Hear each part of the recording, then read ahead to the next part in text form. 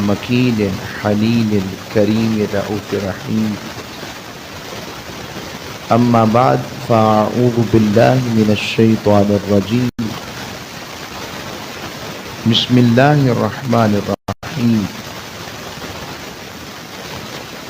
قال الله تبارك وتعالى في القرآن المجيد: والذين آمنوا أشد حبا لله. صدق الله مولانا العظيم وصدق رسوله النبي الأمين الكريم. اللہ جل مجدہ کا احسان،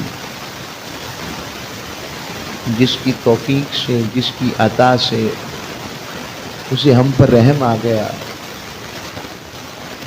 کہ ہمیں رمضان المبارک کی یہ پاک گھڑیاں، جمعۃ المبارک کا پاک جمعہ، رحمتوں، برکتوں اور عشرہ رحمت میں رب نے عطا فرمایا.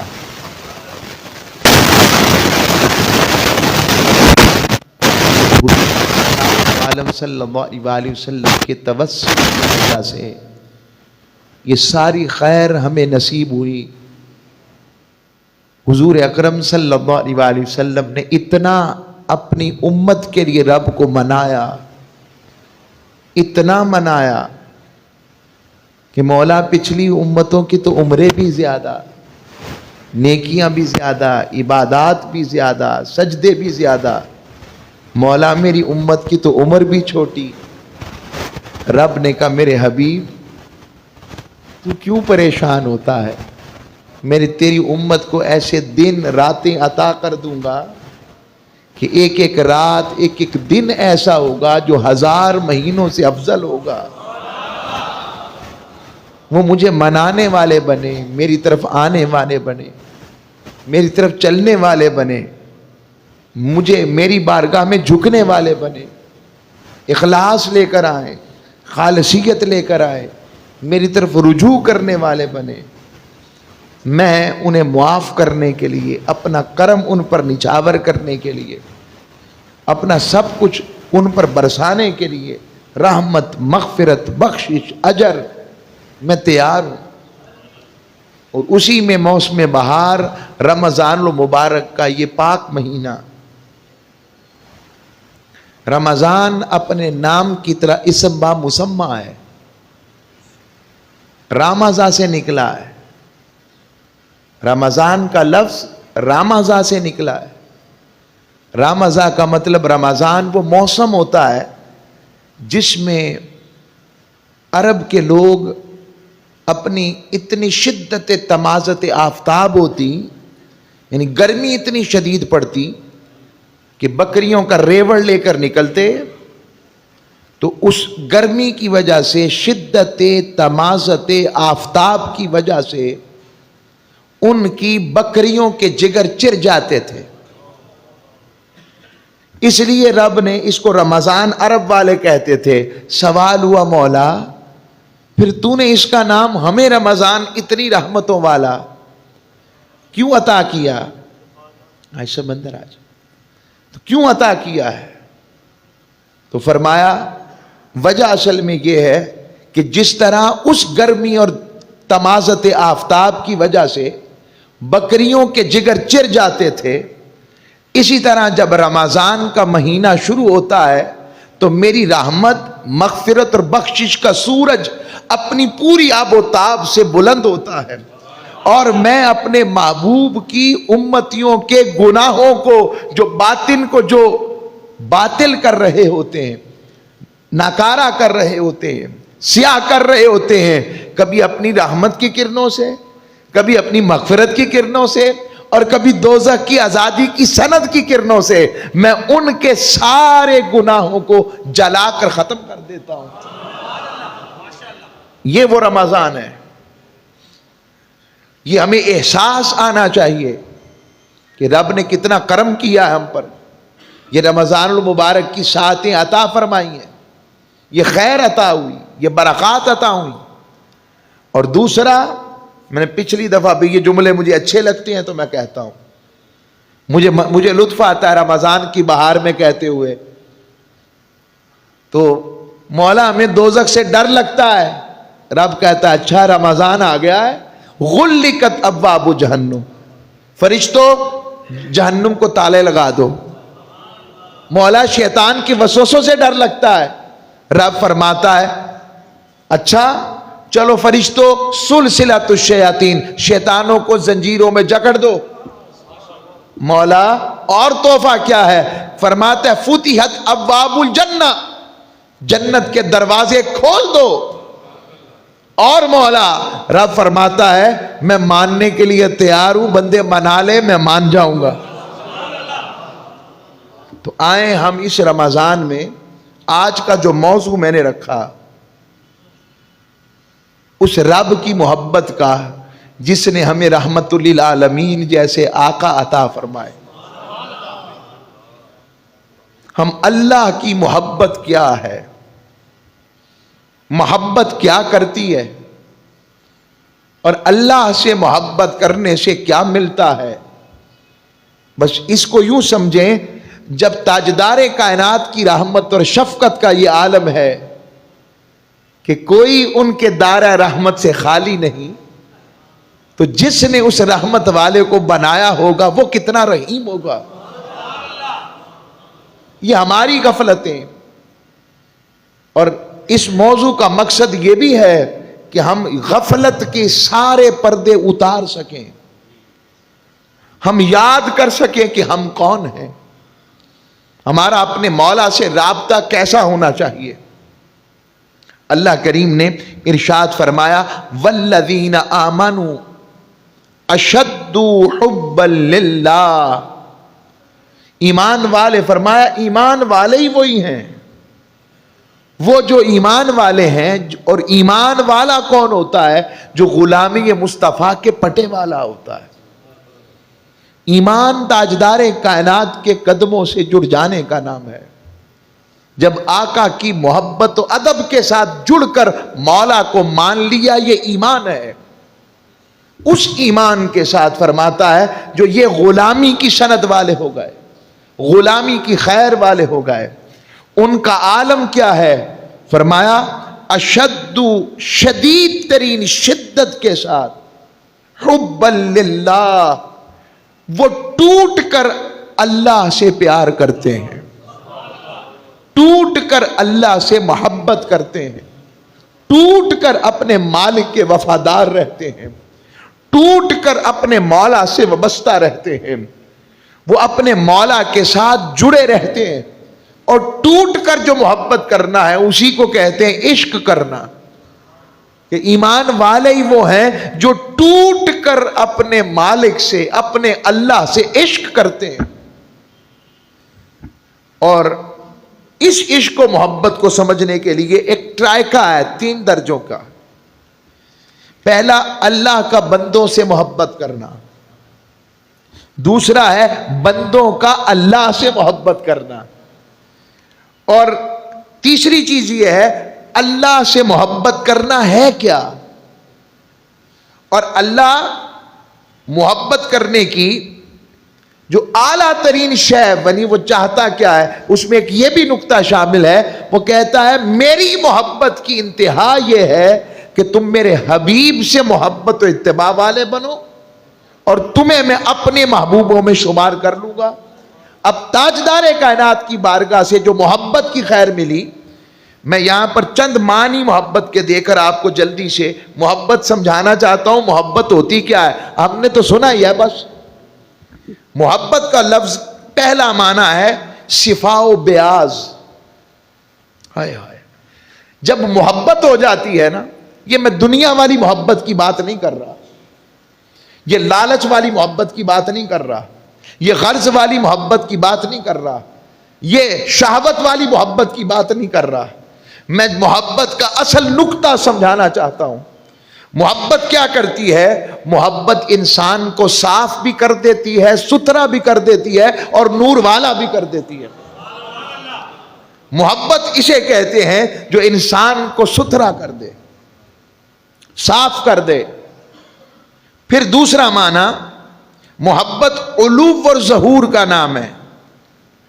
محبت ایسا ہی ہوتی ہے کہ انسان جس سے محبت کرتا ہے اس کے ناز بھی اٹھاتا ہے, اس کے نخرے بھی اٹھاتا ہے. یہ سمجھنے کے لیے بات ہے. اللہ اس سے پاک ہے, اس سے پاک ہے. بس سمجھانے کے لیے لغوی معنی چونکہ چل رہے ہیں. تو حقیقت میں ایسا ہی لگتا ہے جیسے محب جھکتا ہی جا رہا ہے, گرتا ہی جا رہا ہے, اپنے آپ کو جھکاتا ہی جا رہا ہے, اور اس کو منانے کے لیے جو اس کو پسند ہے ویسا بننے کی کوشش کرتا ہے. تو فرمایا لگتا ایسا ہی ہے, مگر حقیقت میں جو محبت والا ہوتا ہے وہ جھکتا نہیں ہے, وہ اتنا ہی اپنے محبوب کی نظر میں بلند ہو جاتا ہے, وہ اتنا ہی اپنے محبوب کی نظر میں اعلیٰ ہو جاتا ہے, عرفہ ہو جاتا ہے. اور تیسرا, محبت کا معنی ہوتا ہے بیج, الحبہ سے. محبت بیج کی مانند ہوتی ہے. جیسے انجیر جو ہے نا, انجیر میں جنگل کا بیج ہوتا ہے. حکماء کہتے ہیں جنگل, ایک جنگل اگا ہے. اللہ کی قدرت دیکھیں آپ, وہ جو چھوٹے چھوٹے بیج آپ دیکھتی ہیں انجیر کھاتے ہوئے, رب نے جس پھل کی قسم کھائی تو اس میں جنگل کا بیج ہے. تو محبت کا بیج بھی ایسا ہی ہوتا ہے. جب یہ اگ جاتا ہے اور اطاعت اور محبت کی کھاد سے جب اس کو پانی دیا جاتا ہے, اور اس پانی میں اس کے ہجر کے آنسو, اس کے اپنے گناہوں کے احساس کے آنسو, اس سے ملاقات کی طلب اور تڑپ آ جاتی ہے, تو فرماتا ہے پھر وہ ایسا تناور درخت بن جاتا ہے کہ پھر اس کی جڑیں ہوتی تو زمین پر ہے مگر رابطہ اس کا آسمان سے مولا سے ہو جاتا ہے. یہ محبت ہے. پھر محبت کا ایک اور معنی ہے حفظ و الصاق, یہ پانچواں معنی ہے. محبت جو ہوتی ہے یہ انسان کو جرت دے دیتی ہے, انسان کو بے نیاز کر دیتی ہے. اور اسی طرح دوسرا, یہ محبت جو ہے الصاق, جڑ جائے جسے, یاد رکھیے گا وہ اسی طرح محبت والا بن جاتا ہے جیسے پانی میں, تالاب میں پانی کو نہیں روک لیتے, ایسے محفوظ ہو جاتی ہے. یعنی جو محبت کے حصار میں آ جاتا ہے وہ کبھی مرتا نہیں ہے. آپ کہیں گے کیا معنی, جو اللہ اور اس کے رسول کی محبت والے ہو جائے وہ بھی کبھی مرتے ہیں؟ کیا فرماتے ہیں حضرت بابا بلے شاہ صاحب, جو محبت والے ہو گئے, دنیا کی تلخیاں, پریشانیاں, آزمائشیں, تکلیفیں, دعوت حق میں ساری باتیں دیکھیں نا. رب کی محبت میں حضرت نوح علیہ السلام پر کیا کیا کچھ نہیں ہوا. میں یوں لے لیتا ہوں, ڈٹے رہے تو رب نے کیا کہا, سلام علی نوح, نوح پر سلام ہو. آگے آ جائیں, موسیٰ علیہ السلام پر کیا نہیں ہوا, رب نے کہا موسیٰ پر بھی سلام ہو. عیسیٰ علیہ السلام کے ساتھ کیا کچھ نہیں ہوا, کہا عیسیٰ پر بھی سلام ہو.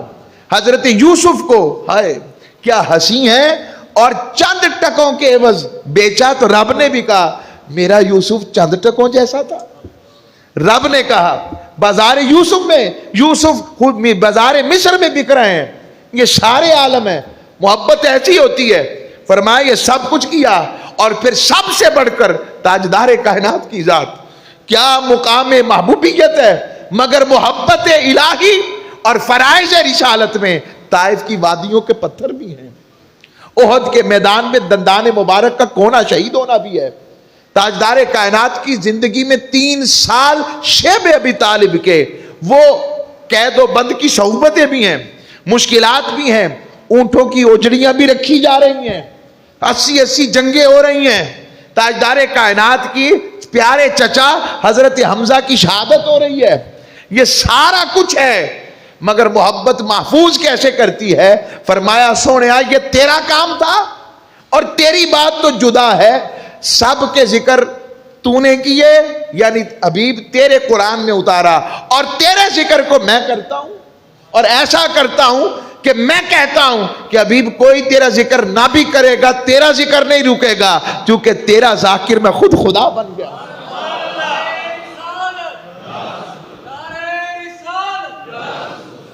تو اس سے کیا ہوا محفوظ. اور جو اس اتباع میں ہوئے, صحابہ کیا ختم ہو گئے, پھر آل پاک کیا ختم ہو گئے, امام حسین کیا منظر ہے, کس مقام پر محبت الہی کا اظہار فرما رہے ہیں. عشق سے کیا وہ شعر ہے, اچھا شعر ہے ادیب رائے پوری کا, عشق میں کیا لٹائیے، عشق میں کیا بچائیے، آل نبی نے لکھ دیا سارا نصاب ریت پر، سارا کچھ لکھ دیا۔ اور پھر اولیاء آگے، اسی لیے حضرت بابا بلے شاہ صاحب رحمۃ اللہ علیہ کا وہ ایک شعر کا حصہ ہے، پیارا لگتا ہے تو کہہ دیتا ہوں، وے بلیا اسی مرنا نہیں گو روپیہ کوئی اور، کیونکہ محبت والے بھی کبھی مرتے ہیں۔ تو یہ محبت کے اثرات ہیں۔ آج ہم اس محبت کے معنی سے دور ہو گئے، ہم نے محبت کا نام شہوت رکھ لیا، ہم نے آنکھوں کی پسند کو محبت کا نام دے دیا، ہم نے اپنے ہوس کو محبت کا نام دے دیا، ہم نے نفسانی خواہشات کے طلب کو محبت کا نام دے دیا۔ خدا را یہ محبت نہیں، یہ شہوت ہے۔ محبت کیا ہے؟ محبت تو مولا سے ہوتی ہے، محبت تو اپنے مالک سے ہوتی ہے۔ اور محبت کیا کرتی ہے؟ فرمایا محبت دراصل وہ قلبی کیفیت ہے جس میں دل کسی کی چاہت میں اس کے قرب کے لیے، اس سے ملاقات کے لیے اتنا جوش مارے کہ اس جوش سے محب کا دل اس قدر بھر جائے کہ وہ غیر کی طرف تکنا تو کیا، غیر کا خیال کرنا بھی چھوڑ دے۔ یہ محبت ہے۔ عوام جو ہے، لوگ جو ہیں اپنے آپ سے محبت کرتے ہیں یا اپنی جان کی خاطر محبت کرتے ہیں، مگر اللہ والے محبت اپنی جان سے بھی اس کی خاطر کرتے ہیں۔ سبحان اللہ۔ اور جو اس محبت والے ہو جائیں ان کے لیے قرآن کہتا ہے والذین آمنوا اشد حبا للہ۔ آپ کہیں گے کہ ساری باتیں تو لگ رہی ہیں، کیا حدیث میں بھی اس کا ذکر آیا؟ ایسی محبتوں کا اشارات اور قرآن و حدیث میں موجود ہے۔ آئیں میں آپ کو قرآن و حدیث سے بات سمجھاتا ہوں، حدیث کی روشنی میں، یہ محبت کے معنی کرنے کے بعد کہ محبت ستھرا کیسے کرتی ہے، محبت بلند کیسے کرتی ہے، محبت لزوم اور ثبوت اور مضبوط کیسے کرتی ہے، محبت حفظ اور الصاق کیسے دیتی ہے۔ اور ہماری روحیں چونکہ غافل ہو گئی، گناہوں میں اتنی گم ہو گئی، ہمیں خبر ہی نہیں کہ ہم تو بنے ہی خمیر محبت سے ہیں۔ تو فرمایا حدیث میں آتا ہے تاجدار کائنات صلی اللہ علیہ وسلم نے کے پاس جبرائیل امی آئے اور آ کر عرض کی اللہ کے حبیب، پوچھا اسلام کیا ہے؟ حضور نے فرمایا یہ ہے۔ ایمان کیا ہے؟ فرمایا یہ ہے۔ اسلام کی بات آئی تو سارے اعمال بتا دیے، ایمان کی بات آئی تو عقائد بتا دیے، توحید و شرک اور رسالت کا اقرار یہ بتا دیا۔ تیسرا سوال پوچھا حضور احسان کیا ہے؟ احسان کیا ہے؟ ہمارے ہاں تو ضرورت سے زائد چیز کو دے دینے کو احسان کہتے، رب نے کہا نہیں، ہمارے نزدیک احسان کچھ اور ہے۔ محبت والوں کا اصل میں نظریہ احسان ہوتا ہے۔ فرمایا وہ کیسے؟ فرمایا ان تعبد اللہ کأنک تراہ، اللہ کی عبادت یوں کر بندے جیسے اسے تک رہا ہے، اسے تک رہا ہے۔ تکنے کا معنی مفہوم بھی کیا، ایسے جیسے اس کی کچہری میں حاضر ہے۔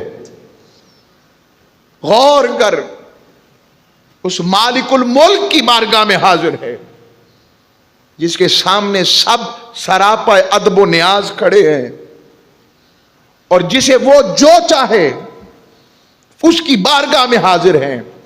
فرمایا اگر یہ گمان اور یہ گھیان یہ پختہ نہیں ہوتا مراقبہ، تو یہ تو خیال کر ان تعبد اللہ کأنک تراہ فإن لم تکن تراہ فإنہ یراک۔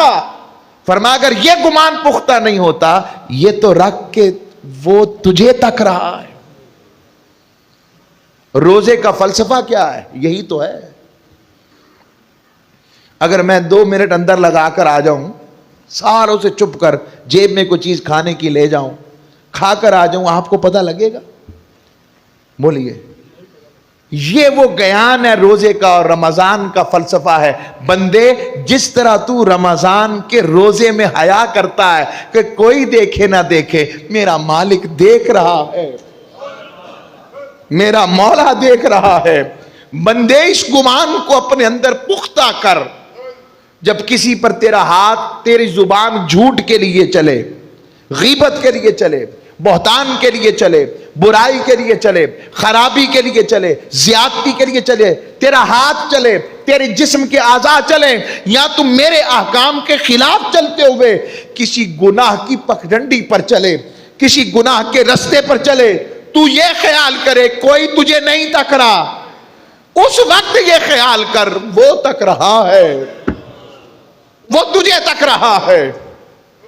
تاجدار کائنات صلی اللہ علیہ وسلم نے یہ حدیث مقدسہ اسی لیے فرمایا 7 لوگ ایسے ہوں گے، 7 لوگ، فرمایا وہ قیامت کے دن رب کے عرش کے نیچے ہوں گے، اور اس دن رب کے عرش کے سوا کسی کا سایہ نہ ہوگا، وہ اللہ کے عرش کے نیچے ہوں گے۔ پوچھا یا رسول اللہ وہ کون کون لوگ ہیں؟ فرمایا پہلا شخص عدل کرنے والا حکمران، جو اپنی رعایا کے ساتھ پیار کرتا ہے اور انصاف کرتا ہے، عدل کرتا ہے، انصاف کرتا ہے اور عدل کرتا ہے۔ دوسرا فرمایا دیانتدار تاجر، جو تجارت دیانتداری سے کرتا ہے، کہ اگر وہ 2 نمبر مال بھی بیچے تو کوئی پوچھے ہی نہ، وہ بلیک مارکیٹنگ بھی کرے تو اس کی طاقت ہے نہ پوچھ سکے، مگر نہیں، اس کو خیال ہو میرا رب ہے۔ اور تیسرا جوان کثرت سے بیٹھے ہیں، حدیث کے لفظ ہیں، فرمایا وہ جوان جسے کوئی دولت مند اور صاحب ثروت خاتون برائی کے لیے بلائے۔ آج سوشل میڈیا یہ سب کچھ کروایا جا رہا ہے، سوشل میڈیا کے رابطوں سے یہ سارے بے حیائی کے دروازے کھل رہے ہیں۔ آؤ قرآن اور آقا کا فرمان سنو اور رب کا پیام رحمت سنو۔ فرمایا وہ منظر، فرمایا وہ اسے برائی کی طرف بلاتی ہے اور کوئی دیکھنے والا نہیں، کوئی اس خاتون کو پوچھنے والا نہیں، یہی عالم مرد اور مرد کا بھی ہے۔ اور وہ کیا کہتا ہے؟ میں اللہ سے ڈرتا ہوں، میں اللہ سے ڈرتا ہوں، اپنے مولا سے ڈر لگتا ہے مجھے، میں اس کے حضور کس منہ سے پیش ہوں گا کہ میں نے حلال کو چھوڑ کر، حلال تالاب کو چھوڑ کر حرام کیچڑ میں منہ مارا تھا۔ یہ تعلق سوچتا ہے۔ رب فرماتا ہے قیامت کے دن میں اسے اپنے عرش کے نیچے جگہ دوں گا۔ سیدنا یوسف علیہ السلام کا ذکر میں کر رہا ہوں۔ حضرت یوسف علیہ السلام جب زلیخا نے انہیں کہا ہائی تلک، میرے قریب آؤ یوسف، وہ منظر جب سب دروازے بند تھے، 11 دروازے تھے اور آخری کمرہ تھا، اور اس کے اندر یوسف علیہ السلام کو دعوت گناہ دینے کی جسارت کر رہی ہے زلیخا، اور اتنا وہاں پر روایات میں آتا ہے بت پڑا تھا، زلیخا نے اس پر پردہ ڈال دیا۔ کہا کیوں؟ کہا مجھے شرم آتی ہے یہ کوئی ایسا عمل اپنے خدا کے سامنے کروں۔ یوسف علیہ السلام پکار اٹھے، فرمایا یوسف، زلیخا تمہیں اس سے شرم آتی ہے اور اس لیے تو نے اس بت پر پردہ ڈال دیا، میں اپنے رب سے شرم نہ کروں جو ہر میرے دل کے وسوسے کو بھی جانتا ہے۔ جوانوں آؤ، رمضان پھر پتہ نہیں نصیب ہو نہ ہو، اپنے مولا کی طرف بڑھو، وہ انتظار کر رہا ہے اپنے بندوں کا، وہ انتظار میں ہے، ہم دیر سے ہیں، وہ انتظار کرتا ہے، ایک لمحے کی بات ہے وہ اپنے قریب کر لے گا۔ اس رب کے قرب میں آؤ، اپنے مالک کی طرف بڑھو۔ اور دوسرا حدیث میں آتا ہے، تاجدار کائنات کی اس حدیث کے بعد میں آگے چلتا ہوں، پھر وہ بھی روایات میں 7 لوگوں میں یہ بھی ذکر آتا ہے جو اللہ کے لیے، ذکر کے لیے، محبت کے لیے ملتے ہیں۔ یہ ہماری بات ہو رہی ہے، ہماری بات ہو رہی ہے، جو ہر جمعے کے جمعہ ایک انبوہ کثیر سے ہزاروں کی تعداد میں اس لیے یہاں بیٹھتے ہیں، کیوں؟ صرف اس کا ذکر سننے کے لیے، اس کی حبیب کی بات سننے کے لیے۔ فرماتا ہے ایسے لوگوں کو بھی میں عرش کے نیچے جگہ دوں گا۔ ایسا مومن جس کا دل مسجد میں اٹکا رہتا ہے، وہ اس انتظار میں رہتا ہے پھر مسجد کب جاؤں گا، وہ مسجد میں اٹکا ہوا ہے، اپنے مولا سے ملاقات کے لیے. اور یہاں پر اب میں ایک اور حدیث اللہ کی محبت کی سناتا ہوں. کون کون چاہتا ہے کہ اس کی اپنے مالک سے ملاقات ہو جائے؟ سب چاہتے ہیں. میں آج نہیں ویسے پوچھ رہا، سب چاہتے ہیں کہ نہیں؟ آئیں تاجدار کائنات صلی اللہ علیہ وسلم کی بارگاہ اقدس میں اس حوالے سے بات کو سنتے اور سمجھتے ہیں کہ تاجدار کائنات صلی اللہ علیہ وسلم کس طرح سے بات فرماتے ہیں. سیدہ عائشہ صدیقہ روایت فرماتی ہیں، فرماتی ہیں قال قال رسول اللہ صلی اللہ علیہ وسلم من احب لقاء اللہ احب اللہ لقاءہ ومن کرہ لقاء اللہ کرہ اللہ لقاءہ. فرمایا، اللہ نے فرمایا، حضور فرماتے ہیں کہ جو شخص اللہ سے ملاقات پسند کرتا ہے، کیا اللہ سے ملاقات ملنا پسند کرتا ہے کہ میری ملاقات اس مالک سے ہو جائے. اللہ کیا فرماتا ہے؟ حضور نے فرمایا، اللہ فرماتا ہے میں بھی اسے ملنا پسند کرتا ہوں. اس سے ملنا پسند کیا مطلب؟ پھر اس کے لیے تیاری کرو. اور اس کا بہترین مہینہ رمضان کے روزے ہیں. کئی بڑے بڑے جوان پتہ لگتا ہے روزہ ہی نہیں ہے. وہ کہتے ہیں کام بڑا ہوتا ہے. میں انہیں کہتا ہوں آؤ میرے ساتھ قبرستان چلو. قبر والوں میں اکثر یہی کہتے تھے ہمارے بغیر دنیا نہیں چلے گی. آج جا کے دیکھو وہ دنیا سے چلے گئے ہیں، دنیا چل رہی ہے. اس سے پہلے کہ یہ سوچ آ جائے اور وقت آ جائے، اس سے پہلے اس سے ملاقات کی تیاری کرو. کچھ تیاری والے ایسے ہوں گے اللہ ان سے پوچھے گا میں نے تمہیں سب کچھ دیا تھا، میرے لیے کیا کیا؟ وہ کہیں گے مولا ہم بھول گئے. رب کہے گا تم مجھے بھول گئے تھے، جاؤ میری رحمت آج تجھے بھول گئی، جاؤ. کیا کریں گے؟ اس کے لیے حضور نے فرمایا جو اس سے ملاقات پسند کرتا ہے، چند گھنٹوں کا روزہ. حضور نے کیا فرمایا؟ الصوم لی وانا اجزی بہ، روزہ میرے لیے ہے، میں اس کی جزا دوں گا. فرشتوں کو رب، فرشتے پوچھتے ہیں نا جب بندہ روزہ رکھتا ہے مولا اجر کیا لکھنا ہے؟ فرماتا ہے لکھ دو میں جزا دوں گا. اب کیا جزا ہوگی؟ سب سے بڑی جزا، ہائے ہائے ہائے، سب سے بڑی جزا. بندہ مولا کے سامنے کھڑا ہو، ذرا تصور کریں سارے گناہوں کے کالے کالے پردے اتر رہے، ہر زندگی کے صفحے پر ہر ایک عجیب گناہ ہے. اچانک رمضان آیا زندگی میں، اس نے روزہ رکھنا شروع کیا. وہاں لکھا ہے ہر روزے کے آگے اللہ فرما رہا ہے میں اس کی جزا دوں گا. ثواب کی نوعیت ہی نہیں لکھی کہ لاکھوں ہے، کروڑوں ہے، اربوں ہے، کتنا ثواب ہے، اس کو ثواب لکھا ہی نہیں. آنا اجزی بہ کا یعنی مانا آنا اجزا بہ، یہ بھی مانا ہے یعنی اللہ کریم فرما رہے ہیں بس یہی لکھتے رہو میں جزا دوں گا. بندہ کھڑا ہے تھر تھر کانپ رہا ہے، بندے میرے لیے روزہ رکھا تھا؟ مولا کوشش تو کی تھی. بندے تو نے سب کچھ میرے لیے بھوک پیاس برداشت کی. جی مولا چل پھر جنت چل، میں آ رہا ہوں تجھے ملوں گا، ملاقات کرتے ہیں. اور رب اپنا دیدار عطا کرے، ملاقات دے دے. کہاں ہم جیسے گناہگار روسیا سیاہکار، اور کہاں اس کی ملاقات، ہائے اس کی ملاقات. فرمایا جو اس سے ملاقات پسند کرتا ہے اللہ فرماتا ہے میں بھی اسے ملنا پسند کرتا ہوں. اور حضرت پھر اور یہ بھی فرمایا جو شخص اللہ سے ملنا پسند نہیں کرتا نا، یعنی جس کی زندگی میں اس سے محبت کا عنصر نہیں، حیا نہیں، خیر نہیں، برکات نہیں، غفلت، ہر وقت ہی غفلت ہے، ہر وقت ہی دوری ہے. فرمایا جو اللہ سے ملاقات پسند نہیں کرتا، اللہ فرماتا ہے میں بھی اس سے ملنا پسند نہیں کرتا. اور جسے رب پسند نہ کرے، ہم اس زندگی کو بڑا لمبا سمجھ بیٹھے. جتنے سفید ریش والوں سے کہوں گا اور اپنے آپ کو دیکھتا ہوں ایسے گردن جھکا کر دیکھیں، مجھے ایسے لگتا ہے میں اپنے بچپن میں اپنے والدین اپنے ابو جی دادا ابو کے گھر کے صحن میں کھیل رہا ہوں ابھی بھی. یہ کیا ہوا؟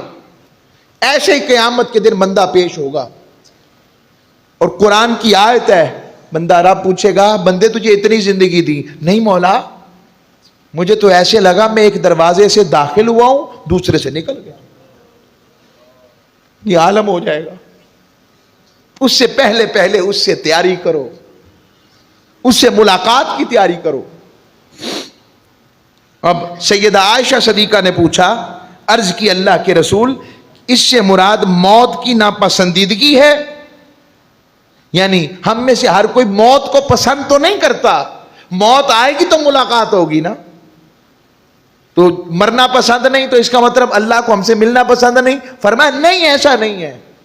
فرمایا جس کی اس سے ملاقات کی تیاری ہوگی نا, رب جب موت قریب آئے گی اس کے چہرے پر فرحت آ جائے گی, فرشتے لینے آ جائیں گے, نور والے آ جائیں گے, تاثرات بدل جائیں گے, اور رب کے ملاقات کے لیے وہ تیار ہو جائے گا کہ میں تیار ہوں اپنے مولا سے ملاقات کے لیے. اور جسے نہیں پسند کرتا اس کے سامنے اس کے گناہ آ جائیں گے, سیاہکاریاں آ جائیں گی, خطا کاریاں آ جائیں گی, غفلتیں آ جائیں گی. وہ جب یہ سب کچھ دیکھے گا وہ ناپسند کرے گا. جب وہ موت کو ناپسند کرے گا رب اس سے ملنا پسند نہیں کرتا. یہ عالم ہو جائے گا. یہ تاجدار کائنات کی حدیث سنا رہا ہوں. حضرت ابراہیم علیہ السلام کا یہ بات مجھے ہمیشہ اپنی طرف لے کے جاتی ہے. سیدنا ابراہیم علیہ السلام کے پاس حضرت اسرائیل آئے, اور حضرت اسرائیل علیہ السلام نے آ کر کہا کہ چلیے موت کا وقت ہو گیا ہے, چلیے. حضرت ابراہیم علیہ السلام نے کیا محبت سے ایسے شکوہ کیا, آپ نے میرے اشارے کی طرف دیکھنا ہے سمجھ آ جائے گی. آپ نے فرمایا اے جبرائیل ایسے مالک کو دیکھا ہے جو اپنے خلیل کو مار دے؟ شکوہ دیکھیں حاج صاحب, ایسے مالک کو دیکھا ہے جو اپنے خلیل کو مار دے؟ یہ بات سنی تو رب کریم نے وحی کی ابراہیم علیہ السلام کی طرف, کہا میرے خلیل, ایسے خلیل کو دیکھا ہے جو اپنے خلیل سے ملاقات پسند نہ کرے؟ ہائے ہائے ہائے. ابراہیم علیہ السلام نے کہا جلدی کر اسرائیل, یہی سننا تھا, مولا سے ملنا چاہتا ہوں.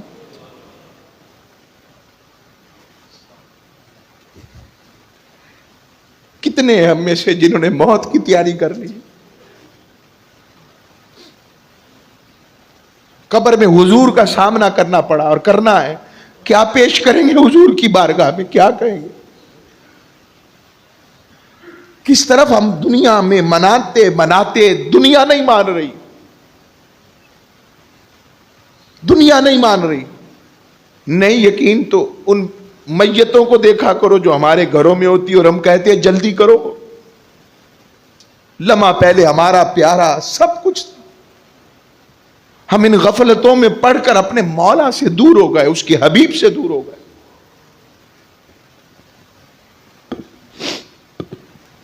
اور جو اللہ کی محبت والے ہو جاتے ہیں, حضرت مصعب بن عمیر رضی اللہ تعالیٰ عنہ, کتنا بڑا نام ہے, حضور کے صحابی ہیں.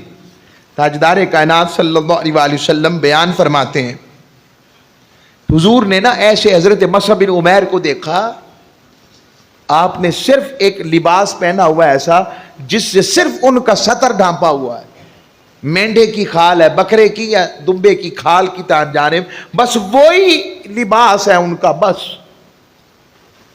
یہ بھی نہ سمجھے کہ محبت سے ہر طرف پیسہ ہی آ جائے گا, پیسہ ہی سب کچھ نہیں ہے, کچھ چیزیں اس سے ملاقات کے لیے چھوڑنی پڑتی ہیں. تو وہ جب آپ تاجدار کائنات نے حضرت مصعب بن عمیر کو دیکھا, حضور نے فرمایا میں نے اس شخص کو دیکھا ہے, دیکھو اللہ اور اس کے رسول کی محبت نے اس کا کیا حال کر دیا ہے. میں نے خود کئی ہزار درہم اور کئی سو دینار کا کپڑا ایک وقت میں اس کو پہنتے دیکھا ہے, مگر جب سے غلامی مصطفیٰ کا پٹا گلے میں ڈالا, آزمائشیں آ گئی ہیں اور لباس کا عالم یہ ہے کہ بس مشکل سے اپنا سطر ڈھانپا ہے مگر مطمئن ہے. اور یہ وہی مذہب ہیں جن کو آقا نے اپنے چہرے کے فیض سے نوازا تھا اور احد میں شہید ہوئے تو لوگ سمجھے نعوذ باللہ کہ حضور شہید ہو گئے. یہ وہ مصعب بن عمیر ہیں جنہیں پہلا استاد بنا کر، معلم بنا کر، مدرس بنا کر تاجدار کائنات نے مدینہ طیبہ میں بھیجا تھا. اس سے آگے آ جائیں حضرت شعیب علیہ السلام. بس میں اپنے وقت میں رہتے ہوئے اپنی بات کو ختم کرنے کی کوشش کروں گا تاکہ شوق بھی رہے اور ذوق بھی رہے اور مضمون چلتا رہے. حضرت شعیب علیہ السلام خطیب الانبیاء ہیں. وہ اتنا روئے کہ ان کی بصارت چلی گئی، اور جب آنکھیں چلی گئیں تو پھر اللہ نے آنکھیں دے دی. پھر روئے اتنا روئے. نبی ہیں، نبی ہو کر یہ عالم ہے تو ہم کہاں ہیں.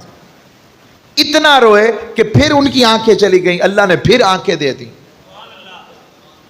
پھر اللہ نے عرض کی استغفر اللہ، اللہ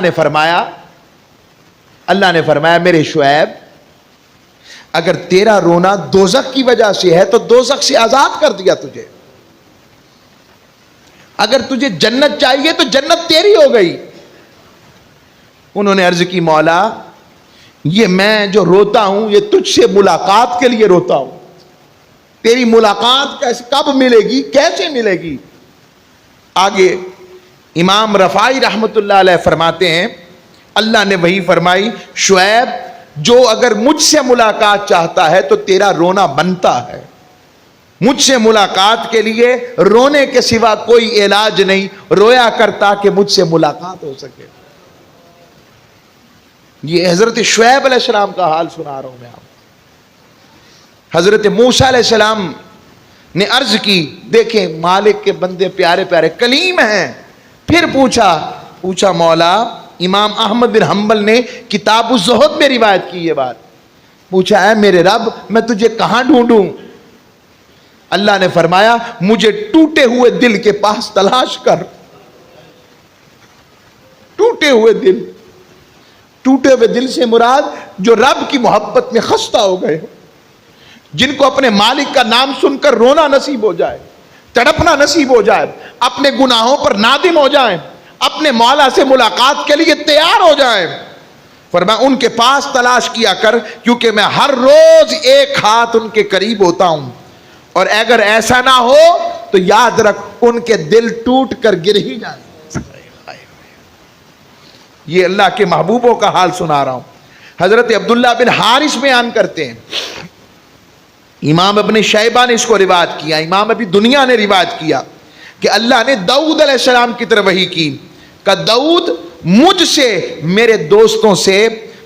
اور میرے دوستوں سے محبت کیا کرو اور مجھے میرے بندوں کے لیے محبوب بناؤ.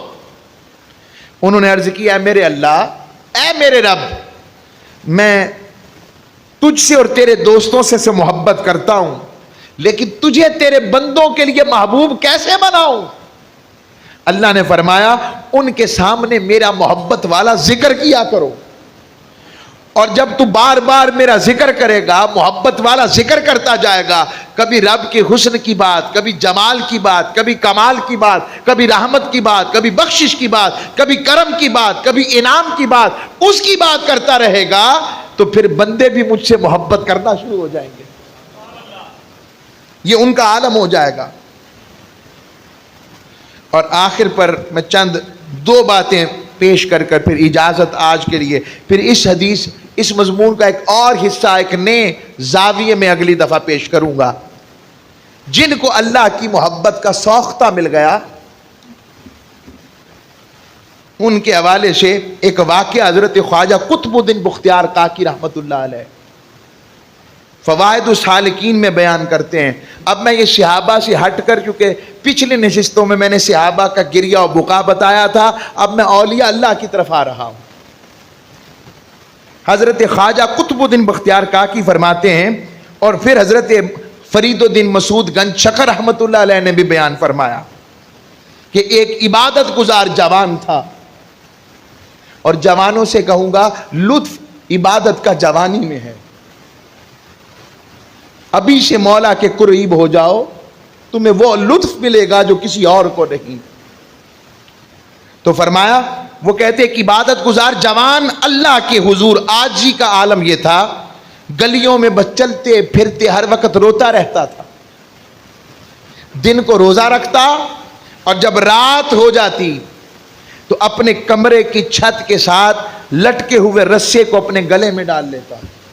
یہی عالم حضرت امام اعظم ابو حنیفہ کا بھی ہے. آپ اپنی مسجد کے قرب میں ایک آپ نے قبر کی مانند ایک تہ خانہ بنایا ہوا تھا, قبر کی طرح کا. رات ہو جاتی تو اس میں بیٹھ جاتے, بوریے کا لباس پہن کر بیٹھ جاتے اور اپنی داڑھی پکڑ کر کہتے, 80 سال کے قریب عمر ہو گئی تو فرماتے, میرے مولا قیامت کے دن اگر نعمان بن ثابت بخشا جائے تو بڑے تعجب کی بات ہوگی. لوگوں, یہ ان کا حال ہے جن کے لیے بخشش کی کیفیت رب نے عطا کر دی ہے. ہم کہاں پھر رہے ہیں؟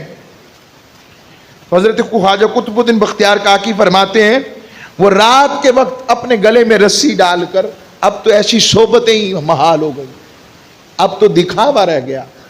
شکر ہے ہمیں جنہوں نے یہ خیر ڈالی وہ خود خیر والے ہیں, جن کی بارگاہ سے یہ خیر ملی. اب جب سوچتا ہوں کہ ان شیوخ اور اپنے شیخ کے صدقے کیا کچھ ملا, ہم تو اس قابل نہ تھے, تو وہ کمرے کی چھت پر لٹکتے ہوئے رسے کو گلے میں ڈال لیتا اور عرض کرتا, مولا اب تیرا مجرم تیری بارگاہ میں حاضر ہے, جو سلوک کرنا ہے یہیں کر لے, آخرت میں تیری پکڑ کے قابل نہیں ہے, قابل نہیں ہے. اس طرح وہ جوان ساری رات اللہ کی بارگاہ میں روتا رہتا, اور یہ جوان پوری زندگی اس معمول پر کاربند رہا, اور پھر اس کا وقت جانے کا ہو گیا, اس کی موت کا وقت آ گیا, بیمار ہو گیا. اپنی ماں سے کہنے لگا, میری ماں, میری امی جی, آپ سے 3 درخواستیں کرتا ہوں, وعدہ کیجئے گا انہیں پورا کریں گے.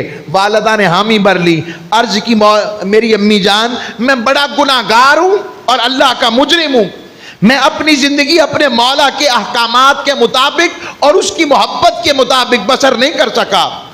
پہلی بات, جب میری روح پرواز کر جائے تو میرے گلے میں رسی ڈال کر گھر کے چاروں کونوں میں میری لاش کو گھسیٹنا اور کہنا, جو اللہ کا نافرمان ہوتا ہے ایسا ہوتا ہے. میرا جنازہ رات کے اندھیرے میں اٹھانا کہ میرے میت کو دیکھ کر کوئی یہ نہ کہے کہ دیکھو خدا کا نافرمان جا رہا ہے.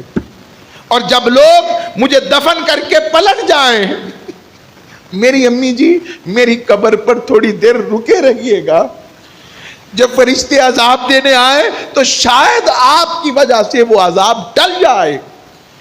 اتنی بات ہوئی, اس جوان کی روح قفس عنصری سے پرواز کر گئی, اور ماں نے بیٹے سے کیے گئے عہد کے مطابق بامر مجبوری جیسے ہی اس کے گلے میں رسی ڈالی, گھسیٹنے لگی تو آواز آئی, اے خاتون چھوڑ دے, یہ تیرا بیٹا تو ہے مگر یاد رکھ یہ ہمارا محبوب ہے, اور محبوبوں سے ایسا سلوک نہیں کیا جاتا. آؤ لوگو, آؤ جوانوں, آؤ دوستو, رمضان کے اس مہینے میں مولا کو منا لیں, اپنے مالک کو منائیں.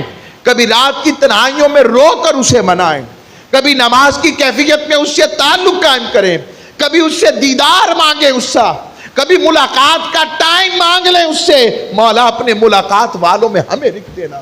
یہی وہ میسج ہے, یہی وہ پیغام ہے جس کے لیے جمعہ کے سارے اس اجتماع کے لیے آتے ہیں, تاکہ اس بہاروں والے موسم میں ہمارا اندر اور باہر بہار والا ہو جائے. وما علیہ الا البلاغ المبین.